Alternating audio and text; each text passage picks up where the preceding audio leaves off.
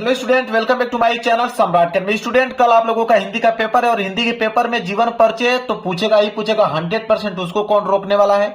लेकिन मेरे प्यारों, जो आज की इस वीडियो में छोटी वीडियो है, 5 मिनट के अंदर 7 मिनट के अंदर पूरे के पूरे 5 लोगों का मैं जीवन परिचय आप लोगों को बताने वाला हूं। इतना आसान तरीके की वीडियो समाप्त होते होते सारे के सारे लोगों का जीवन परिचय आपके दिमाग में छप जाएगा। सबसे पहले मैं स्टार्ट कर रहा हूं जयशंकर प्रसाद का, जो कि हमेशा आता है, इस बार भी आने वाला है।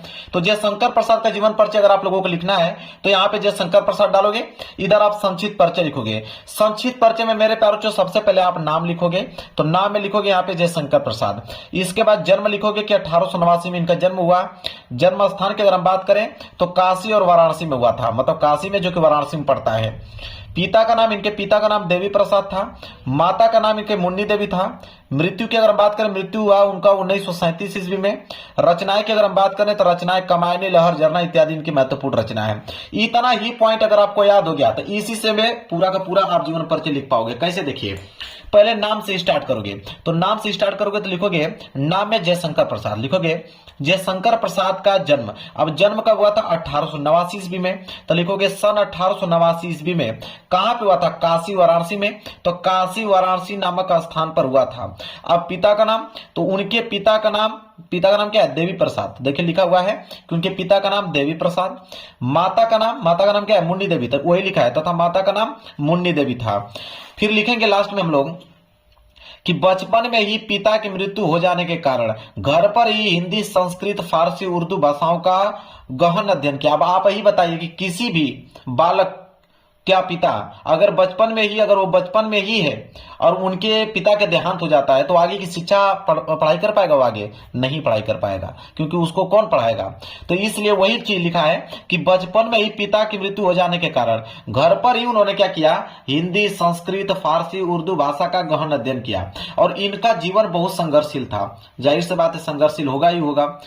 अल्प अवस्था में ही, मतलब कम उम्र में ही क्षय रोग के कारण ही उनकी मृत्यु सन 1937 ईस्वी में हो गई। रचनाएं की अगर हम बात करें, लहर, झरना, कमायनी इनकी महत्वपूर्ण रचना है।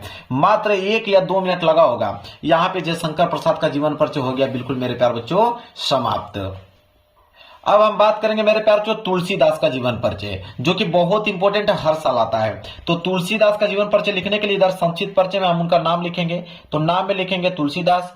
जन्म में लिखेंगे 1532 ईस्वी में इनका जन्म हुआ। स्थान की अगर हम बात करें तो बांदा जिले के राजापुर गांव में उनका जो हुआ जन्म हुआ, ठीक है। इसके बाद पिता का नाम आत्माराम दुबे था। माता का नाम हुलसी।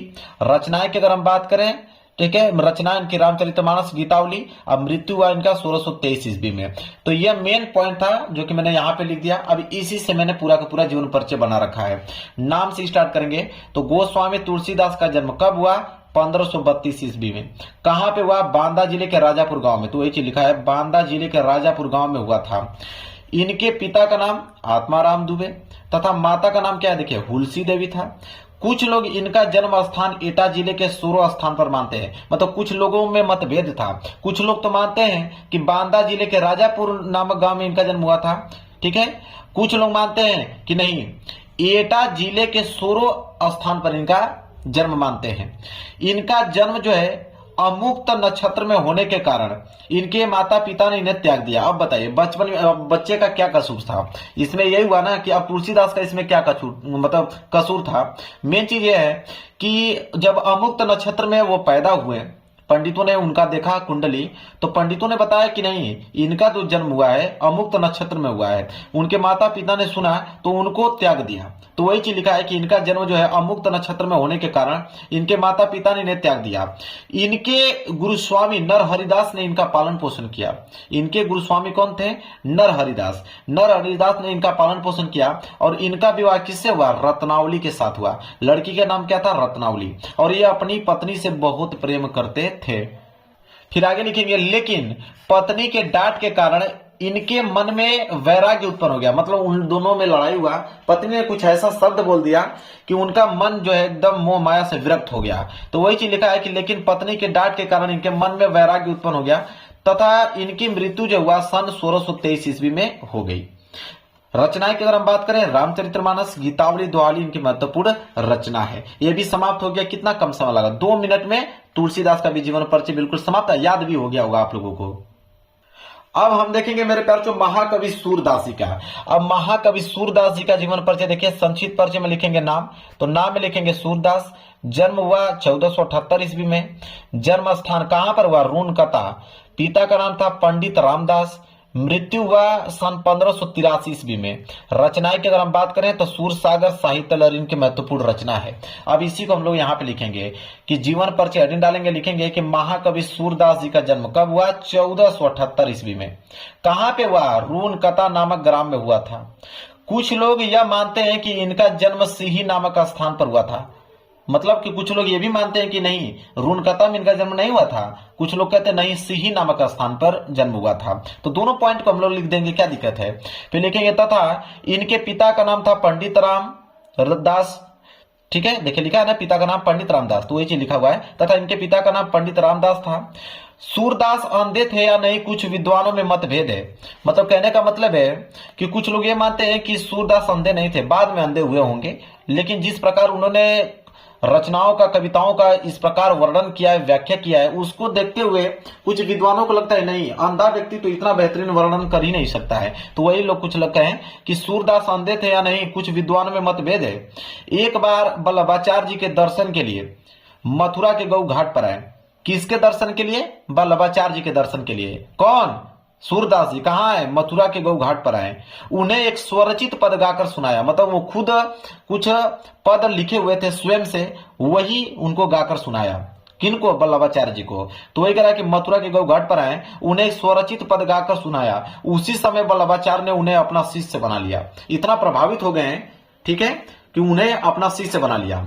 सूरदास जी की मृत्यु सन 1583 ईस्वी में कहां पे हुई? पारसौली में। याद रखिएगा, 1583 में मृत्यु हुई थी, लेकिन किस स्थान पे? पारसौली नामक ग्राम में हुआ था। रचनाएं की अगर हम बात करें, सूरसागर, सूरसरावली साहित्य लहरी की महत्वपूर्ण रचना है। तो महाकवि सूरदास जी का भी जीवन परिचय समाप्त हो गया 2 मिनट के अंदर। चलिए आगे बढ़ते हैं। अब देखेंगे हम लोग आचार्य रामचंद्र शुक्ल जी का, क्योंकि बहुत इंपॉर्टेंट है, हर साल आता है। तो आचार्य रामचंद्र शुक्ल जी का हम लोग लिखेंगे यहाँ पे संक्षिप्त परिचय में नाम में लिखेंगे रामचंद्र शुक्ल।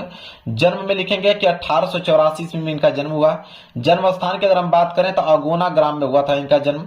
पिता का नाम था चंद्रवली शुक्ल। मृत्यु हुआ इनका 1941 ईस्वी में। रचनाएं की अगर हम बात करें तो चिंतामणि विचार विधि इनकी महत्वपूर्ण रचना है। जीवन परिचय यहाँ पे हेडिंग बना लेंगे और लिखेंगे कि आचार्य रामचंद्र शुक्ल का जो जन्म हुआ था कब? देखिए लिखा हुआ है 1884 ईस्वी में। कहां पे हुआ? बस्ती जिले के अगोना ग्राम में। बस्ती जिले के अगोना ग्राम में इनका जन्म हुआ था। और इनके पिता का नाम था चंद्रबली शुक्ल। देखिए लिखा हुआ है, इनके पिता का नाम चंद्रबली शुक्ल। इन्होंने 10वीं की परीक्षा मिशन स्कूल से उत्तीर्ण किया, मतलब जिस स्कूल से उन्होंने 10वीं की परीक्षा दिया उस स्कूल का नाम था मिशन स्कूल। तो मिशन स्कूल से उत्तीर्ण किया। गणित में कमजोर होने के कारण आगे वह पढ़ नहीं सके, ठीक है। उन्होंने घर पर ही हिंदी, फारसी, संस्कृत, उर्दू भाषाओं का अच्छा ज्ञान किया। मतलब गणित में कमजोर होने के कारण वो घर पे ही आगे की शिक्षा तो प्राप्त कर नहीं पाए हैं स्कूल में, तो वो घर पर ही क्या किया उन्होंने कि हिंदी, फारसी, संस्कृत, उर्दू भाषाओं का अच्छा ज्ञान प्राप्त कर लिया। और इन्होंने अनेक कहानियां, कविताएं, निबंध आदि की रचना की। साहित्य में इनका बहुत बड़ा योगदान है। सन 1941 ईस्वी में इनकी क्या हुई? मृत्यु हो गई। अगर रचनाएं की हम बात करें, चिंतामणि, रस मीमांसा, विचार विधि इनकी महत्वपूर्ण रचना है। तो आचार्य रामचंद्र शुक्ल का भी मात्र 2 मिनट के अंदर जीवन परिचय समाप्त। याद हो गया कि नहीं? ईमानदारी से आप लोग बताइएगा। चलिए आगे बढ़ते हैं। अब देखेंगे डॉक्टर राजेंद्र प्रसाद जी का, ठीक है, ये 5वां है, बता दे रहा हूं। देखिए मात्र 7 या 8 मिनट के अंदर मैंने पांचों के पांचों बता दिया। तो डॉक्टर राजेंद्र प्रसाद का संक्षिप्त परिचय में लिखेंगे नाम में लिखेंगे डॉक्टर राजेंद्र प्रसाद। जन्म में लिखेंगे 1884 ईस्वी। जन्म स्थान में लिखेंगे जीरादेही, छपरा। पिता का नाम था महादेव सहाय, माता का नाम था कमलेश्वरी देवी। मृत्यु हुआ 1963 ईस्वी में। रचनाएं की हम बात करें, भारतीय शिक्षा मेरी आत्मकथा महत्वपूर्ण रचना है। संक्षिप्त परिचय में इतना लिखने के बाद आ जाइए इधर, जीवन परिचय नहीं डालिए, लिखिए डॉक्टर राजेंद्र प्रसाद का जो जन्म हुआ था कब हुआ? 1884 ईस्वी में हुआ था। इनका जन्म जो है वो छपरा जिले के जीरादेही नामक ग्राम में हुआ था। इनके पिता का नाम क्या था? देखिए महादेव सहाय, वही चीज लिखा है कि इनके पिता का नाम महादेव सहाय था तथा माता का नाम कमलेश्वरी दुबे, ठीक है, मतलब कमलेश्वरी देवी था इनके माता का नाम। फिर लिखेंगे डॉक्टर राजेंद्र प्रसाद परीक्षा में सदैव प्रथम स्थान आते थे, मतलब पढ़ने में इतना टैलेंट थे कि हमेशा वो फर्स्ट डिवीजन आते थे। तो डॉक्टर राजेंद्र प्रसाद परीक्षा में सदैव प्रथम स्थान आते थे। इन्होंने कलकत्ता विश्वविद्यालय से MA किया और ML किया। उन्होंने एमए और एमएल की परीक्षा उत्तीर्ण की। इनका लगाव जो था वो प्रारंभ से शुरू से ही राष्ट्रीय सेवा में था। इनको भारत रत्न से भी सम्मानित किया गया और इनका जो निधन हुआ वह 1963 ईस्वी में हो गया। रचनाएं की अगर हम बात करें तो भारतीय शिक्षा, गांधी जी की देन और मेरी आत्मकथा इनकी महत्वपूर्ण रचना है। समाप्त हो गया कि नहीं मेरे प्यारों, बताइए। 10 मिनट के अंदर मैंने पांचों के पांचों जीवन परिचय समाप्त कर दिया। इतना आसान पूरे यूट्यूब चैनल पे आप लोगों को कहीं नहीं मिलेगा। एक बार रिवाइज करके जाइए और 10 नंबर जीवन परिचय में लेकर आइए। वीडियो पसंद आए तो वीडियो को लाइक कर देना, चैनल पर नए हो तो चैनल को जरूर सब्सक्राइब कर लेना। मिलेंगे एक प्यार से नेक्स्ट वीडियो में, तब तक के लिए धन्यवाद।